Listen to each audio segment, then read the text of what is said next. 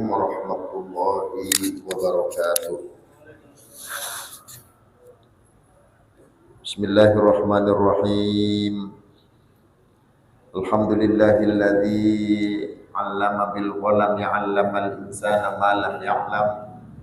Asyhadu an la ilaha illallah wahdahu la syarika lahul malikul qudusus salam. Wa asyhadu anna sayyidana wa nabiyyana Muhammadan abduhu wa rasuluhu sayyidul arabi wal ajam. Allahumma fasholli wa sallim wa barik ala sayyidina wa maulana Muhammadin wa ala alihi wa ashabihi ila mamarid duhuri wal ayyam. Amma ba'du. Wallahu ta'ala fil Qur'anil Karim wa huwa asdaqul qailin. A'udzu billahi samii'il 'aliim minasyaitonir rajiim. Hamim wal kitabil mubin. Inna anzalnahu fi lailatin mubarakatin inna kunna munzilin. Fiha yufrahu kullu amrin hakim. Wallahu a'lam. Hadirin jamaah sekalian rahimakumullah, marilah sebelum kita mengawali kajian fikih kitab Fathul Mu'in, mari kita terlebih dahulu bertawassul kehadirat baginda Nabi besar Muhammad sallallahu alaihi wasallam, keluarga, para sahabat, para tabi'in, tabi'in, para auliyaillah, para syuhada, para sholihin, khusus guru-guru kita semuanya, khusus mu'allif hadzal kitab Syekh Zainuddin Al-Malibari qaddasallahu sirruhul aziz wa nafa'ana Allahu bihim wa bi ulumi fid dharain amin. Syaikhulillah lahumul Fatihah. A'udzu billahi minasyaitonir rajim. Bismillahirrahmanirrahim. Alhamdulillahi rabbil alamin arrahmanir rahim maliki yaumiddin. Iyyaka na'budu wa iyyaka nasta'in ihdinas siratal mustaqim. Shiratal ladzina an'amta 'alaihim ghairil maghdubi 'alaihim waladdallin. Amin. Jemaah sekalian rahimakumullah, insyaallah Sabtu malam Minggu yang akan datang kita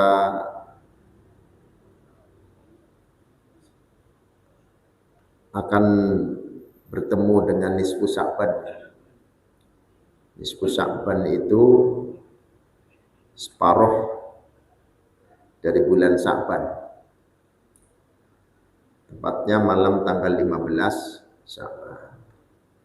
Sya'ban ini punya banyak sekali sebenarnya sejarah yang terkait. Makanya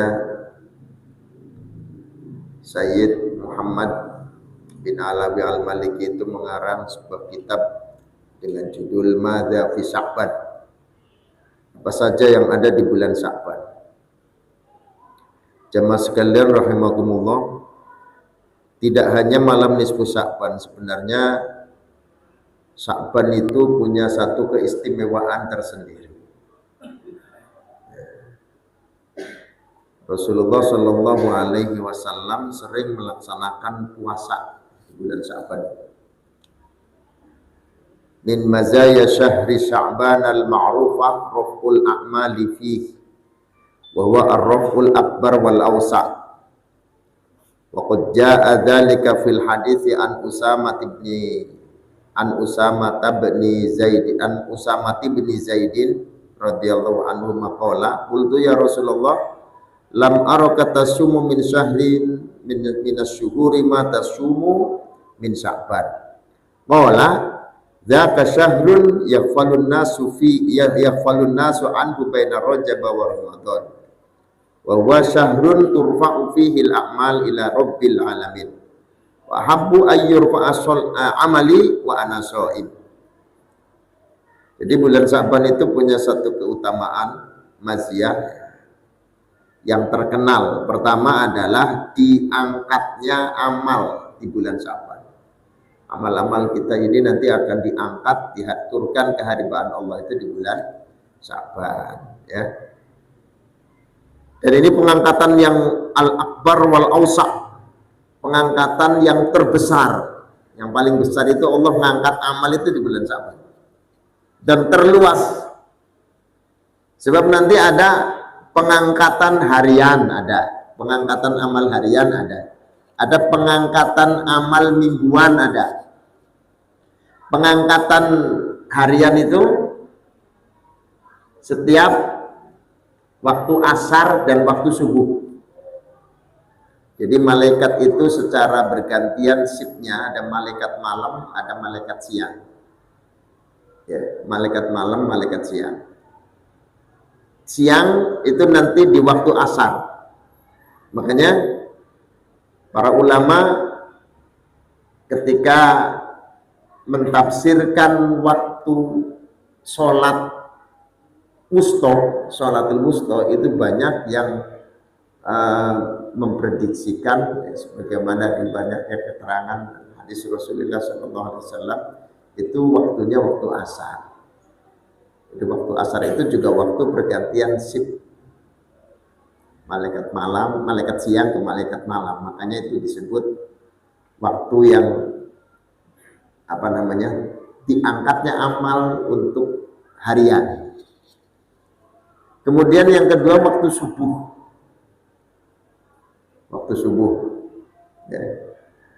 Aqimis sholata liduluqis samsi ila ghasaqil laili wa qur'anal fajri inna qur'anal fajri kana mashuda. Inna qur'anal fajri, sesungguhnya Quran yang dibaca di waktu fajar kana mashuda. Itu disaksikan, maksudnya disaksikan oleh malaikat, ya. Karena di situ ada pergantian malaikat malam diganti dengan malaikat siang. Diangkatnya amal ada yang harian, ada yang mingguan. Ya, kalau yang mingguan itu setiap hari Kamis dan hari Senin. Makanya Rasulullah melaksanakan puasa Senin, Kamis. Jadi itu sebenarnya adalah isyarat, ya, harapan bahwa di saat mengamalkan amal-amal soleh itu supaya pas bertepatan dengan puasa. Makanya Rasulullah banyak puasa di hari-hari di mana diangkatnya amal, termasuk diantaranya bulan Sya'ban ini. Kemudian di bulan Sya'ban ini ada peristiwa pengalihan kiblat. Pengalihan kiblat. Jadi Rasulullah dan para sahabatnya itu ketika melaksanakan sholat itu sampai 17 bulan 3 hari. 17 bulan 3 hari Rasulullah sholatnya menghadap ke Baitul Maqdis. Itu selama 17 bulan 3 hari. Nah, kemudian Rasulullah SAW itu banyak dengak ke atas, lagi-lagi dengak, lagi-lagi dengak ke atas. Dalam posisi di mana Rasulullah SAW itu pengen kiblatnya itu dirubah menghadap ke arah Ka'bah. Makanya Allah berfirman, qad nara taqalluba wajhika fis sama falanuwalliyannaka qiblatan tardaha. Kata Allah, sungguh kami melihat taqalluba wajhika, bolak-balik wajahmu itu dengan falanuwalliyannaka qiblatan tardaha, maka kami, kata Allah Subhanahu wa taala, akan memalingkan arah kiblat sesuai dengan kiblat yang engkau inginkan. Ya. Maka saat itu Rasulullah ketika sholat bersama dengan jamaah, ya, dengan sahabat-sahabatnya di masjid yang sekarang ini terkenal dengan nama Masjid Qiblatain. Nah, itu Rasulullah memindah arah atas perintah Allah yang semula menghadap ke Baitul Maqdis, kemudian dirubah menghadap ke Baitullahil Haram Makkah, ya, atau ke Masjidil Haram atau ke Ka'bah Al-Musyarrafah. Itu peristiwanya terjadi di bulan Sya'ban di tahun kedua Hijriah. Kemudian ada apa lagi di bulan Sya'ban ini? Yang jelas yang paling istimewa adalah adanya malam nisfu Sya'ban. Malam nisfu Sya'ban itu dimana di dalam hadis-hadis, ya, yang diriwayatkan bahwa Allah Subhanahu wa taala itu menampakkan menampakkan di bulan Sya'ban dan menerima taubatnya orang-orang yang bertobat, mengabulkan doanya orang-orang yang meminta kepada Allah Subhanahu wa taala. Ya, kecuali orang yang pada malam hari itu melakukan perbuatan syirik, musyrik, ya, dan orang yang masih ada permusuhan. Ya, makanya kalau malam itu kita tidak melakukan perbuatan zalim, tidak melakukan perbuatan yang menyekutukan Allah, maka malam itu mendapatkan ampunan dari Allah Subhanahu wa taala. Ya. Makanya para ulama-ulama mutaqaddimin itu mewariskan amalan-amalan yang dilakukan di malam nisfu Sya'ban. Saya membaca di sebuah kitab kitab Ithafus Sadatil Muttaqin juz 3 halaman 424. Saya ada kitabnya di rumah dan saya sudah buka, saya cek isinya, ya, tentang amalan apa yang dilakukan di bulan Sya'ban. Wa qad tawaratha al-khalafu minas salafi fi ihya'i hadhihi al-lailati bi sholati sitti raka'atin ba'da sholatil maghrib.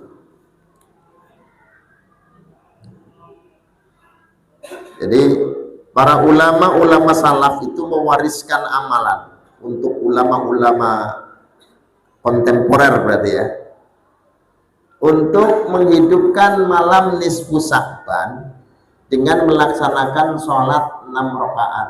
Tapi ini jangan dikerjakan dengan judul sholat nisfu Sya'ban, Pak. Jadi sholat nisfu Sya'ban itu enggak ada. Ya, kalau namanya usolli sunatan di nisfi Sya'ban, itu namanya bid'ah, mengada-ada. Ya. Dalam hal ibadah kita tidak boleh melakukan sebuah bid'ah.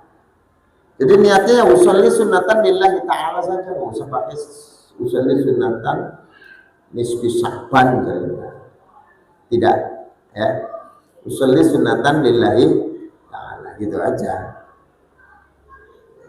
Kalau mau yang ada namanya ya bisa sholat, namanya sholat awwabin. Awwabin itu 6 rakaat dikerjakan setelah maghrib sampai isya. Saya mau diniatkan sholat awwabin, boleh. Atau saya diniatkan dengan sholat, misalnya sholat hajat, ya boleh. Karena ini termasuk sholat sunnah mutlak, Pak. Jangan disebut sholat sunnah nisfu Sya'ban. Habis ngapain? Habis sholat sunnah nisfu Sya'ban di masjid Nurul Huda. Nah, ini nanti dikomplain orang yang tahu bahwa itu tidak ada. Sholatnya namanya sholat sunnah mutlak. Itu aja, sholat sunnah mutlak itu niatnya usolli sunnatan lillahi ta'ala. Dikerjakan 6 rakaat, 2 rakaat salam. Jadi begini Pak prakteknya Pak. Ini yang sudah-sudah biasanya sholat sunnah, di situ yasin 3 kali. Malah kadang-kadang nggak sholat langsung yasin 3 kali. Kalau yang ada di kitab Ithafus Sadatil Muttaqin, ini syaratnya kitab Ihya Ulumuddin. Ya, saya ada kitabnya di rumah. Sholatnya 6 rakaat setelah sholat maghrib, setiap 2 rakaat salam, kemudian di setiap rakaatnya membaca Fatihah terus kulhu 6 kali. Fatihah terus kulhunya 6 kali. Nanti di rakaat yang kedua sama, yang dibaca Fatihah kemudian kulhunya 6 kali. Ba'dal faraghi min kulli rak'atain yaqra'u surat Yasin marrah. Nah, setelah selesai 2 rakaat baca Yasin sekali. Jadi sholat sunnah mutlak 2 rakaat, setelah sholat sunnah baru baca Yasin 1 kali, ya, dengan niat mohon kepada Allah agar diberikan berkah umurnya dikasih berkah oleh Allah, ya. Ini satu, ini baru satu nih. Terus baca doa seperti biasa, Allahumma gitu ya, baca doa. Selesai baca doa, takbiratul ihram lagi 2 rakaat sholat sunnah mutlak, ya, 2 rakaat yang dibaca sama. Rakaat pertama setelah Fatihah kulhu 6 kali. Rakaat kedua setelah Fatihah kulhu 6 kali. Selesai tahiyat salam, baca Yasin yang kedua. Yasin yang kedua niatnya supaya diberikan keberkahan rizki. Jadi pertama berkah umur, yang kedua berkah rizki. Nah, selesai Yasin baca doa seperti biasa. Doa ada di Al-Barzanji, ada tuh di Majmu' Syarif juga ada ya. Doanya dibaca. Setelah itu takbir lagi, takbiratul ihram lagi, salat lagi 2 rakaat. Rakaat pertama Fatihah kulhu 6 kali, rakaat kedua Fatihah kulhu 6 kali, kemudian baca Yasin yang ketiga. Niatnya agar Allah berikan kepada kita apa? Berkah husnul khotimah. Itu bunyinya begitu di sini. Di kitab Ithafus Sadatil Muttaqin ya. Sarahnya kitab Ihya Ulumuddin ya. Itu. Baru nanti baca doa. Kan yang biasa sholat Yasin. Malah enggak sholat tapi langsung Yasin gitu. Ya gak ada masalah sih namanya sholat sunnah. Tapi ini jangan berjamaah ya, pas sholatnya masing-masing aja. 2 rakaat salam, masing-masing rakaatnya. Rakaat pertama baca Fatihah dulu 6 kali, rakaat kedua Fatihah dulu 6 kali, terus Yasin ya. Setelah salam ya Yasin, niatnya minta supaya diberikan berkah umur 1. Nanti pas sholat lagi Yasin, minta supaya berkah rizki, sholat lagi terus Yasin supaya dikasih berkah husnul khotimah. Ya, seperti itu. Ini yang saya baca di dalam kitab Ithafus Sadatil Muttaqin, syaratnya kitab yang dikerjakan monggo, nggak dikerjakan juga nggak apa-apa, namanya bukan amalan wajib. Itu ya. Baik, kita akan lanjutkan. Nah, sebenarnya banyak ya. Termasuk bulan ini bulan sholawat. Kenapa disebut bulan sholawat? Karena ayat yang biasa dibaca, innallaha wa malaikatahu yusholluna 'alan nabi ya ayyuhalladzina amanu shollu 'alaihi wa sallimu taslima, itu diturunkan di bulan Sya'ban juga. Jadi disebut bulan sholawat karena ayat yang memerintahkan kita untuk membaca sholawat turunnya di bulan Sya'ban. Baik, kita lanjutkan. Bismillahirrahmanirrahim.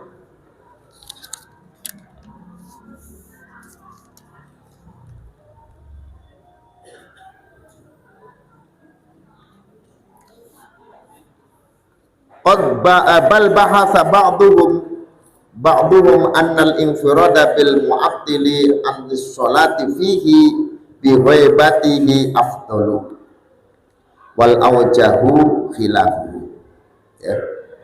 Sebagian ulama bahkan membahas tentang bahwa sholat sendiri, artinya tidak berjamaah di masjid yang kosong, masjid yang ditinggalkan oleh jamaahnya. Masjid itu masjid yang terbengkalai ya, itu lebih utama. Tetapi ini pendapat ini juga ada yang kontradiktif, tidak sepaham. Menurut kaul yang lain, kaul yang aujah, tidak seperti itu. Tetap yang sunnah adalah hadir sholat berjamaah di masjid yang banyak makmumnya atau banyak jamaahnya. Walau kana imamul qalili aula bil imamati linahwi ilmin kana al-huduru indahu aula. Jika imam di masjid yang sedikit jamaahnya itu memiliki kelebihan atau memiliki keutamaan, linahwi ilmin, misalnya sebagaimana dia berilmu, masjidnya kecil, jamaahnya sedikit, tapi imamnya luar biasa, ilmunya diakui, alim, Padahal masjidnya kecil, jamaahnya juga sedikit. Ternyata ini lebih utama untuk kita ikuti walaupun jamaahnya sedikit dengan imam yang ahli. Gitu.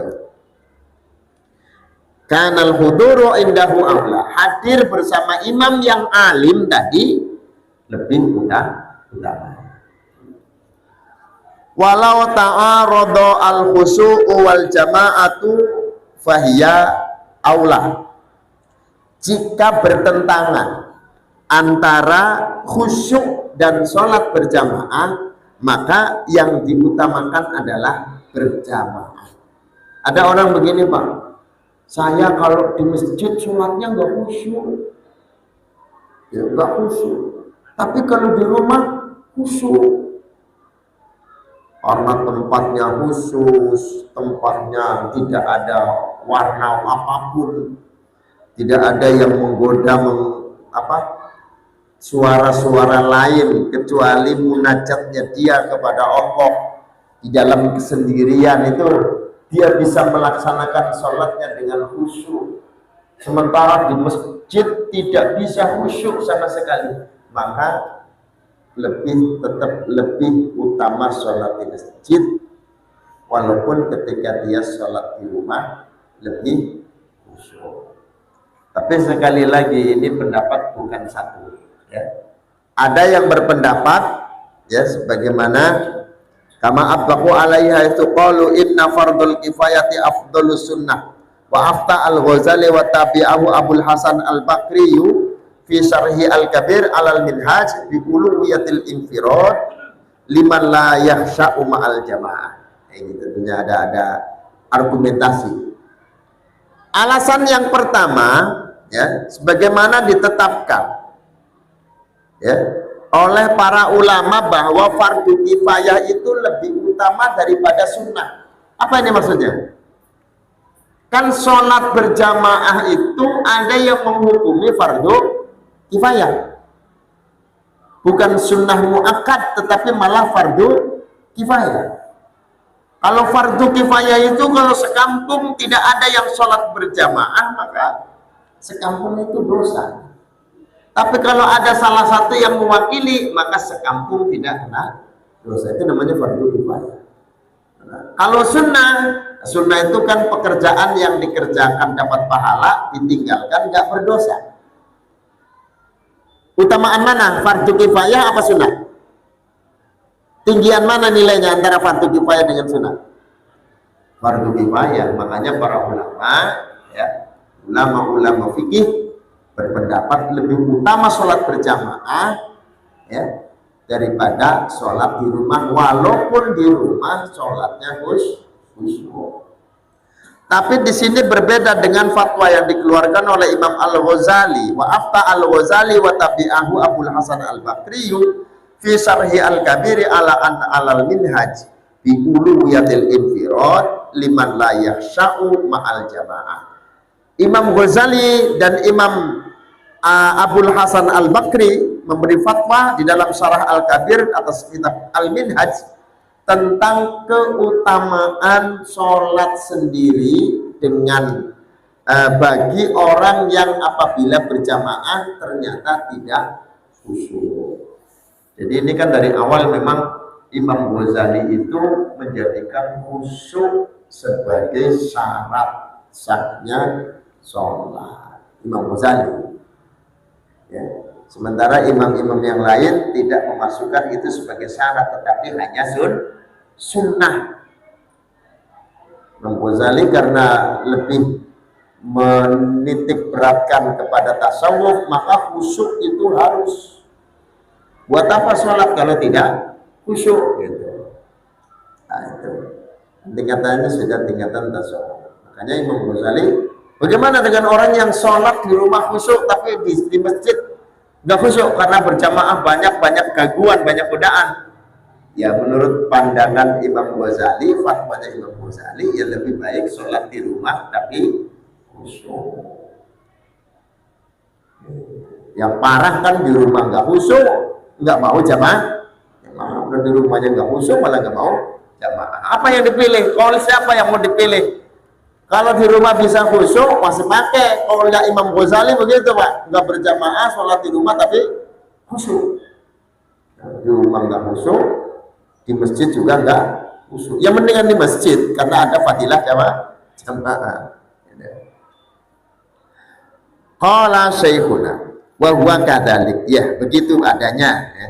In fata fi jami'iha wa ifta'u ibnu in fata fi jami'iha wa ifta'u ibnu abdis ifta'u ibni abdissalam bi anna al-khushu'a aula mutlaqan innama ya'ti ala qaulin annal jama'ata sunnatun.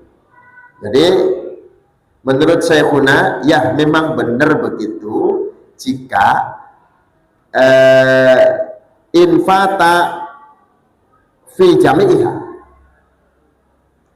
Infata fi jami'iha. Ini maksudnya apa? Jika khusyuknya itu enggak ada sama sekali. Jika khusyuknya itu tidak ada sama sekali. Tapi kalau ada khusyuknya walaupun sedikit-sedikit, ya tetap afdal di masjid gitu loh. Ini kan tadi urusannya kan khusyuk di rumah, tidak khusyuk di masjid jamaah.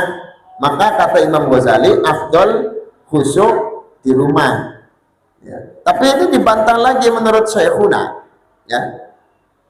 Nah, kalau itu seandainya di masjid sama sekali nggak ada khusyuknya. Nah, kalau masih ada khusyuknya sedikit-sedikit ya tetap lebih afdal di masjid. Wa iftau ibn Abdissalam ibn khusyu'a aula mutlaqan. Nah, menurut fatwanya Imam Ibnu Abdissalam bahwa khusyuk itu lebih utama secara mutlak. Innama ya'ti ala qaulin annal jama'ata sunnatun. Ini ketika berlandaskan kepada kaul yang mengatakan bahwa sholat berjamaah itu hukumnya sunnah. Gitu.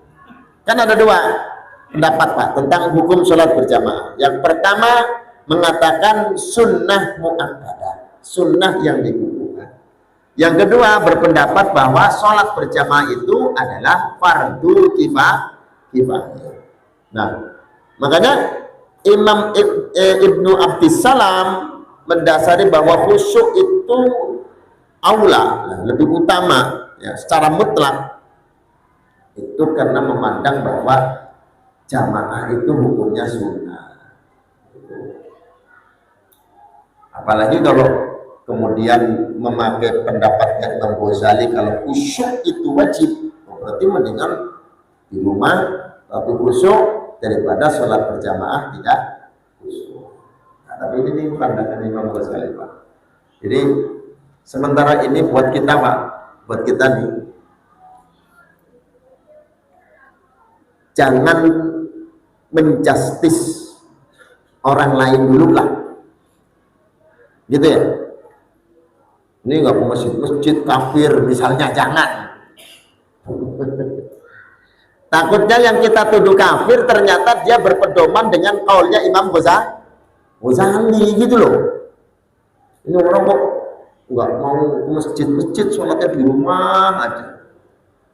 Nah, ternyata ketika ditelusuri dia mengamalkan kaulnya Imam Ghazali. Jadi ya sudah, kalau gitu tetap kita ajak tapi jangan dipaksa. Ya benar emang kayak gitu, jangan sok-sokan itu, karena memang kita kalau memakai pandangan para ulama itu luas.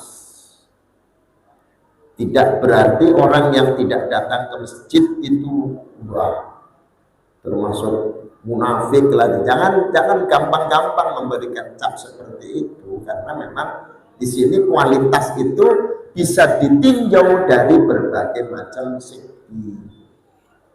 Ada yang ditinjaunya dari sisi jamaahnya, fadilah jamaahnya. Ada yang ditinjau dari sisi kekhusyukannya. Imam Ghazali lebih menitik beratkan kekhusyukannya. Nah, pandangan Ibnu Abdissalam juga sama. Tetap khusyuk itu lebih utama secara mutlak. Nah, artinya apa kalau secara mutlak? Mau jamaah, enggak jamaah, sholat sendiri atau tetap harus khusyuk secara mutlak utamanya. Utama itu bukan berarti nanti menjadi wajib juga tidak. Utamanya.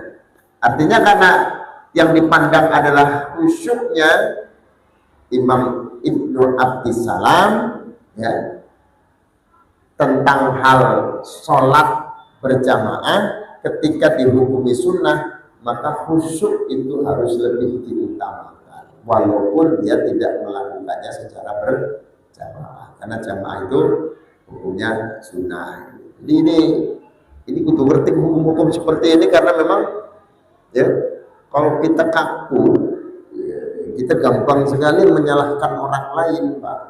Belum tentu kita benar, udah nyalain orang gitu ya.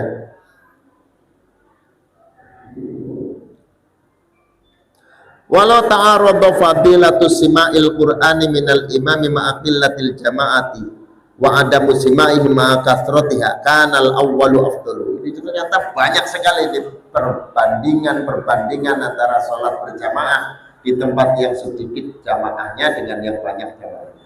Sekarang begini masalahnya, masjid besar, jamaahnya banyak, speakernya kecil Pak suaranya ya, sehingga yang di belakang nggak bisa mendengarkan qiraahnya imam.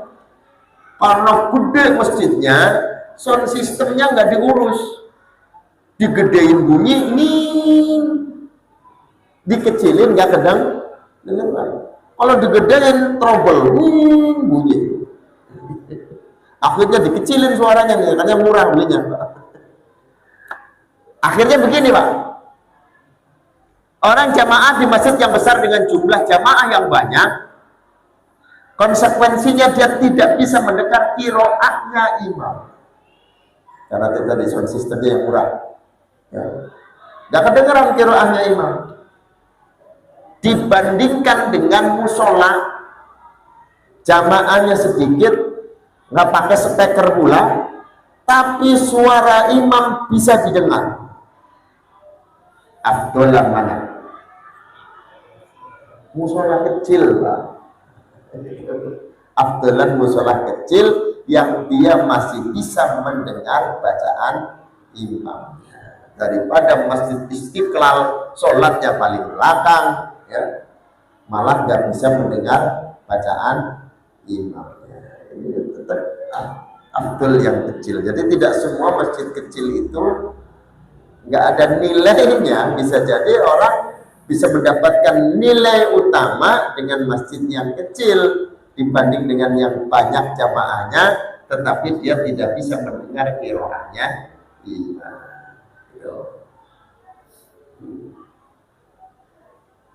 Karena al-awwalu afdal wa yajuzu al-munfarid wa yajuzu lil munfaridi ayyan wiyal iqtida'a bi imamin asna'a sholatihi wa in ikhtalafat raq'atuhuma lakin yukrahu dzalika lahu.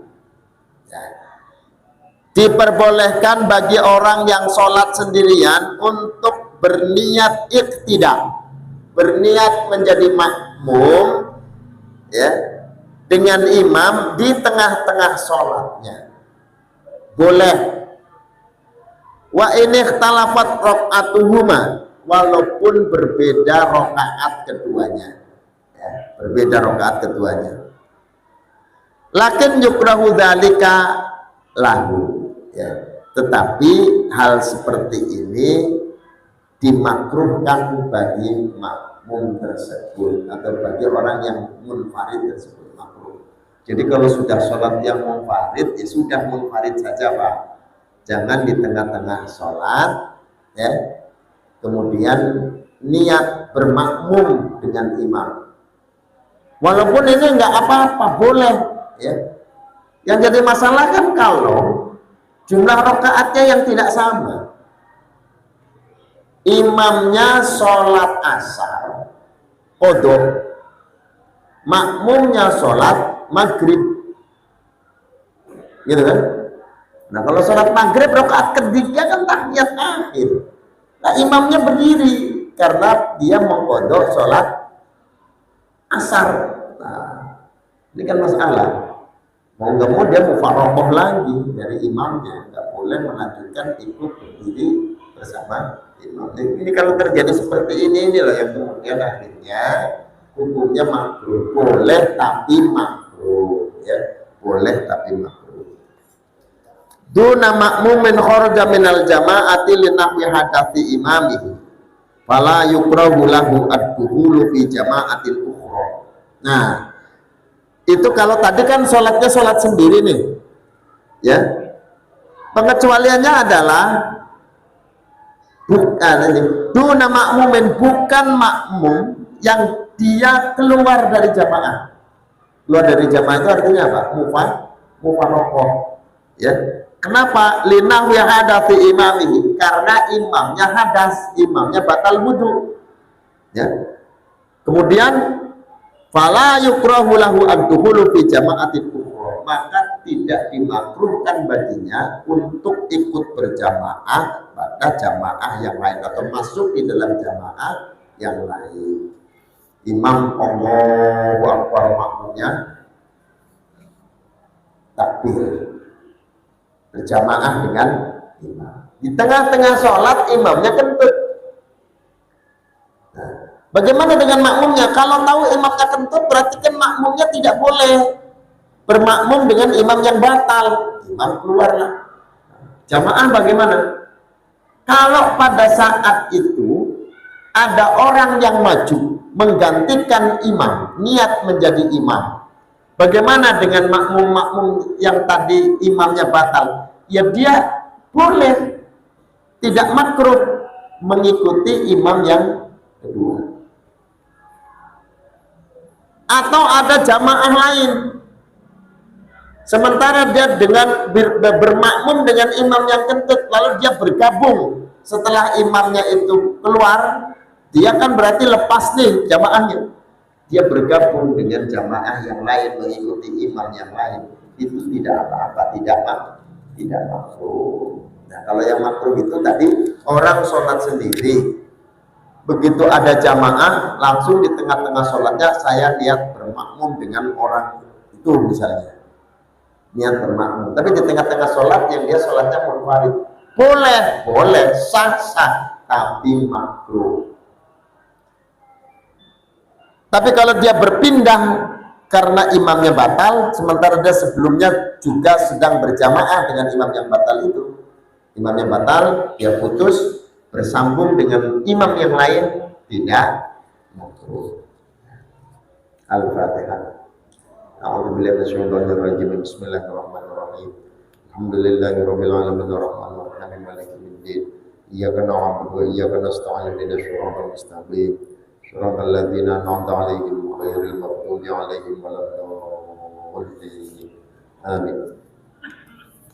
Allahumma shalli ala sayyidina Muhammadin syukrana karena Maulana Muhammad wa sallim wa radhiyallahu tabaraka ta'ala nabi sallallahu alaihi wasallam ajma'in. Alhamdulillahirabbil alamin sallallahu alaihi wasallam Muhammad wa ala alihi wasallam ajma'in. Allahumma ighfir lana dhunubana wa walidina warhamna kama qala syukur wa maftah 'alaina wal 'arifin bi hikmatika wa syura'ati rahmatika ya dzal jalali wal ikram. Rabbana atina fid dunya hasanah wa fil akhirati hasanah wa qina adzabannar. Wa sallallahu alaihi wasallam Muhammad wa ala alihi wasallam. Rabbil alamin. Wallahul muwaffiq ila aqwamit thoriq. Wassalamualaikum warahmatullahi wabarakatuh.